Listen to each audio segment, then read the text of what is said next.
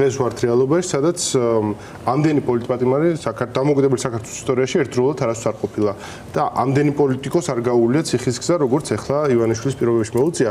სხვა ლიდერების დაკავების ალბათობა არის კვლავ ძალიან მაღალი და ალბათ უნდა ვისაუბროთ იმაზე, რა შეიძლება იყოს ამის პოლიტიკური ეფექტი, რა განვითარება შეიძლება მისცეს ამ პროცესს. და ასევე ეს რას ნიშნავს ამ პოლიტიკოსების განეიტრალებას თუ პირიქით პოლიტიკური კრიზისის გაღრმავებას. აი როგორ უნდა დავინახოთ ეს გიორგი მოთხოვნა. მე ცოტა მოგესალმებით მესამეები მაყურებელს, ცოტა უფრო რთულად ხედავ სიტუაციას, ვიდრე შეიძლება ჩანდეს და ვიდრე პოზიტივი ან ქართული ოცნების პროპაგანდა ცდილობდეს თემა რაღაცა არ დადეგებად გამოიყენოს, თითქოს დასასვენებლად შევიდნენ ციხეში. ეს არის იმ თემის ჟარგონს ვიხმარ კაპუსტიაკება, რაც უნდა რეალურად საზოგადოებამ დაინახოს, თითქოს არაფერი არ მომხდარა, ან მარტივი არის, ან გამოუშვებენ. ქართული ოცნების პროპაგანდა არის რუსული პროპაგანდა, ხო, რუსეთის რასაც კარნახობს, იმით არის აწყობილი. ყოველთვის იმედს ტოვებენ, თუ აი დღეს არა ხვალ რაღაცა შევცვლით. ყოველთვის აქვთ გეგმა, რომელსაც თვითონ მიყვებიან. ეს არ არის გზა და გზა იგონებენ, ისინი ზომავენ ასევე, ზომავენ, წონავენ, აკეთებენ კვლევებს და იმის მიხედვით აი იღებენ გადაწყვეტილებებს. ეს არის ის გამოცდილება, რაც ქართულ ოცნებას აქვს და ის პროპაგანდა, რაც დღემდე მოიყვანა, ხო? ამიტომ იმის ამბიცია, რომ ზურას გამოუშვებენ, სასამართლო წარიმართება, წინდა საარჩევნო მმართველობის არჩევნებისთვის პოლიტიკოსები გარეთ დაჭირდებათ და ამიტომ ეს არა, ეს არის რუსული რეჟიმი და რუსულმა რეჟიმმა აკრიფა ძალა.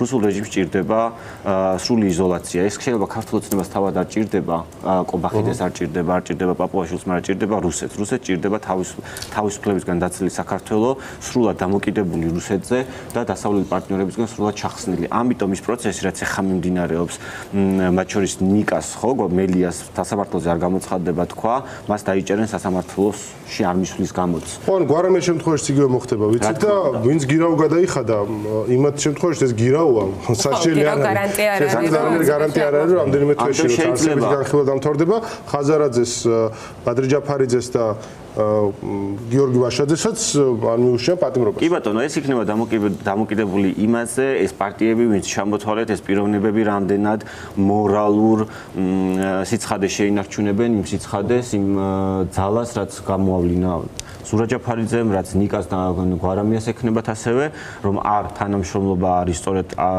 არ გადახდა გირაოსი და ციხეში წასვლა. ზუსტად ივანიშვილი რასაც გააკეთებს და დარწმუნებული ვარ ფაქტობრივად ივაჭრებს ლელოსთანაც და იმ ადამიანებთანაც, ვისაც გირაუ აქვს გადახდილი თვითმმართველობის არჩევნებზე მათი პოზიცია როგორ შეიცვლება. თუ ისინი გადაწყვეტენ, რომ თვითმმართველობის არჩევნებზე შედიან, ის გადაწყვეტილება სასამართლოში შეიძლება სხვანაირად დასრულდეს. ესე ასე მუშაობს რუსული რეჟიმი, ასე მუშაობს პუტინი, ძევლები აყავს და მე ამ ძევლებით ვაჭრობს. სამწუხაროდ ის 50 პოლიტპატიმარი და მათ შორის მზია ამაღლობელი არ გამოდგა საკმარისად საკმარისი ჩვენი დასავლელი პარტნიორებისთვის, რომ უფრო ცხადი, უფრო მძლავრი სანქციები დაეწესებინა და უფრო სწრაფი ქართული ოცნებისთვის და თქვენი კითხვა რას გამოიწვევს ლიდერების ციხეში გაშვება და პოლიტიკური პარტიების დევნა და აკრძალვა, არის ეგ, რომ სანქციები დაჩქარდება, რაც ასე ძალიან გვინდოდა. მეტი სანქცია რა არის კიდე? მეტი სანქცია არის ფინანსური სანქციები, რომელიც აქამდე გაჩერებულია. ფინანსური სანქციები, რომელსაც ჩვენ ამდენი ხანი ველოდებოდით, აქაც პარტიულად ერთიანობა ვერ შედგა, რა უნდა ეგვეწერა და რა ფორმით უნდა ყოფილიყო ის წერილი გაგზავნილი ჩვენს თუნდაც სოფლიო ბანკთან და ასე შემდეგ, ხო? თუმცა ამ ზურას დაპატიმრებამდეც დაჭერამდეც გზაში იყო ასე. რა თქმა უნდა, გზაში იყო, მაგრამ ჩვენ ვიცით როგორ კი, შეჯერებული იყო, მაგრამ ამ ყველაფერს შეუძლია ევროპამაც და ამერიკამაც ეს ყველაფერი დააჩქაროს. ამძიმებს, ანუ ქართული ოცნება განზრახ მიდის გზაზე, რომ ვინმე მან იცის, რომ პოლიტიკური ლიდერების ციხეში გაშვებით დაუჩქარდებათ პროცესი. ქართულ ოცნებას ეს არც ერთ შემთხვევაში არ აწყობდა, მაგრამ მათ მიიღეს ეს გადაწყვეტილება. თქვენ არ ვიცით თქვენ ანუ რამ განაპირობა თქვენ თუ გახოთ, მე მანდ მივიდივარ ზუსტად, თქვენ თუ გახსოვთ, როდესაც გახარია მივიდა ამ კომისიაზე, იქ იყო ერთი მნიშვნელოვანი პასაჟი, როდესაც მელიას დაჭერაზე საუბრობდნენ. მელიას დაჭერა გახარიას არ უნდოდა იმ ფორმით, რა ფორმითაც დაიჭირა, მაგრამ დარეკა ივანიშვილმა და გააკეთებინა ის რისი გაკეთებაც არ უნდა და გახარეს. დარწმუნებული ვარ ეს არ ენდომებოდა არც ყობახეთს, არც პაპუაშვილს და არავის ქართული ოცნებიდან ლიდერების დაჭერა, მაგრამ რაც უნდა ივანიშვილს, ანუ ჩვენ როცა ვსაუბრობთ ივანიშვილს რა უნდა პუტინს იმის იქიდან ამოვიდეთ და არა ის რატო აკეთებენ რუსეთმა სრული გაზი მისცა. ეს არის რაღაცა მოძრავი მანქანა და ქოქილი მანქანა, რომელიც გზად ყველას და ყველაფერს გადაუვლის. გიორგი, აი თქვენ საუბრობთ იმაზე რა ზეგავლენას მოახდენს პოლიტიკოსების დაჭერა, თქვა სანქციებზე, საერთაშორისო მეგობრებზე, მაგრამ ეს არის მხოლოდ მცირე ნაწილი შეიძლება ითქვას იმისა, რაც რამაც შეიძლება ცვლილება მოიტანოს. მოდი ვისაუბროთ მაინც უფრო დეტალურად იმაზე, ქვეყნის შიგნით ელექტორატზე პროტესტზე რა ზეგავლენას მოახდენს და უნდა მოახდინოს ამ ყველაფერმა, იმიტომ რომ გარდამტეხი ცვლილების მომტანი ვერც სანქცია იქნება და ვერც ვერანაირი ევროპული გზავნილი. გარდამტეხი ცვლილების მომტანი იქნება ქვეყნის შიგნით ბრძოლის სწორად ორგანიზება. ნახეთ, მე ამაზე ყოველთვის ამას ლაპარაკობდი ჩვენს პარტნიორებთანაც, ასევე დანარჩენ პარტიებთანაც. წინააღმდეგობის სხვადასხვა ფორმა არსებობს. არ არის მარტო პროტესტი, წინააღმდეგობა. წინააღმდეგობა არის თვითმმართველობის არჩევნებში არ მონაწილეობა. წინააღმდეგობა არის ერთიანობის ჩვენება. წინააღმდეგობა არის პროტესტი რუსთაველზე და პროტესტი რუსთავშიც თუ რა ვიცი ბათუმშიც. ანუ წინააღმდეგობის სხვადასხვა ფორმების გაერთიანებაა საჭირო. აი ეს ამ მიმართულებითაა სამუშაო.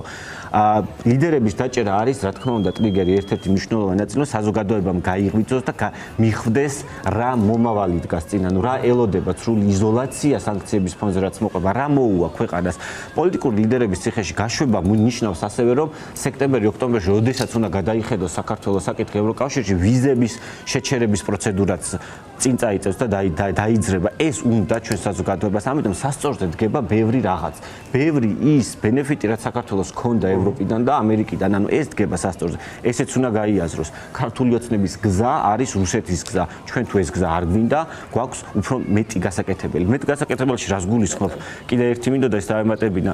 ოპოზიციური ერთობა 26 მაისს, როდესაც ქალბატონი სალომე გამოვა და გამოაცხადებს თვითმმართველობის არჩევნებში არ მონაწილეობაზე, ექნება მას ამაზე საუბარი, იქ ერთიანობა უნდა შენარჩუნდეს, იქ ნებისმიერი პარტია, ვინც წინააღმდეგობას მიიჩნევს თავს, რომ რეჟიმის წინააღმდეგი არის, ის მის გვერდით უნდა დადგნენ. იმიტომ რომ ჩვენ ერთიანობას თუ არ ვაჩვენებთ, ანუ საზოგადოებას რანაირად უნდა ენდოს დაშლილ პარტიებს, რომლებიც ერთმანეთის კრიტიკის გარდა არაფერს არ აკეთებენ, ან ცდილობენ, რომ ფრუსტრაცია შემოიტანოს სწორედ ამ გაუგებარი და ბუნდოვანი პოლიტიკით, ანუ რა უნდა მივცეთ ჩვენ საპირწონე თუ არა ერთიანობა, იმიტომ რომ ჩვენ არჩეული გვაქვს არაძალადობრივი გზა. არაძალადობრივი გზა, რომელიც სისტემას ასუსტებს შიგნით და სანქცია, რომელიც გარედან ასუსტებს სისტემას და მოვა ის დრო შესუსტებული ქართულ ოცნებას მე იქ აღარ დაჭირდება 100,000-ობით და 200,000-ობით ადამიანი, რომ სისტემა ჩამოინგრეს. ეს არის გრძელი გზა და ამ გრძელ გზას ჭირდება სტრუქტურა, სტრატეგია და ერთიანობა, რომელიც ასევე უნდა როგორც გარეთ ჩვენს პარტნიორს დაინახოს, ასევე შიგნით. რაღაც დავინახეთ სურას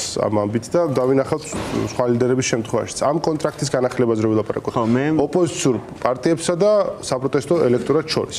ხო, მე მგონია, რომ ესე დრამატულად არ უყურებ ამ ნაწილს. პირიქით მგონია, რომ ეს ეგრეთ წოდებული ახალი პოლიტიკოსებისთვის არის იმის შანსი საზოგადოებას დაუმტკიცონ დღეს განსაკუთრებით ამ კრიზისულ სიტუაციაში იმ ახალ თაობას რა შეუძლია, ვინც დღეს პოლიტიკაში მოვიდა.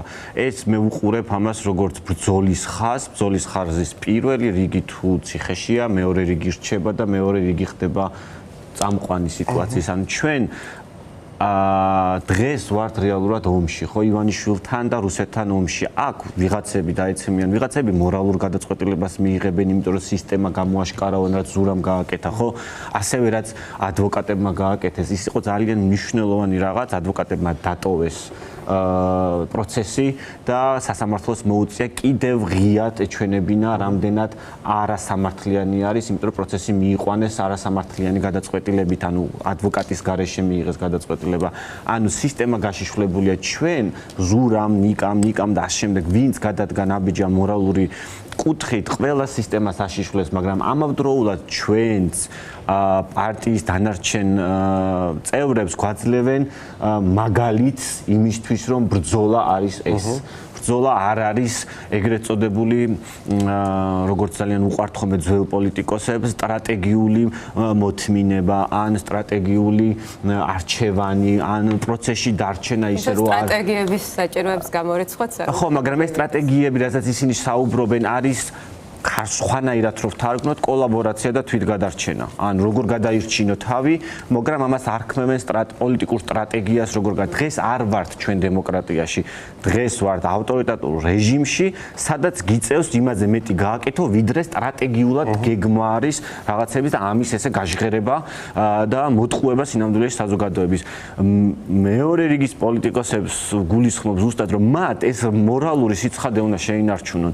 უნდა შეინარჩუნონ ასევე სიმართლეს ემსახურებიან და ემსახურებიან თუ არა ხალხის არჩევანს რომ იყოს ეს ქვეყანა ევროპული, თუ ემსახურებიან თვითგადარჩენას და რაღაცა პირად ინტერესებს, ან ელექტორალურად უყურებენ სიტუაციას, ეხა ვინ მომცემს მე უფრო მეტ ხმას. მე ეს მგონია სრული აბსურდი.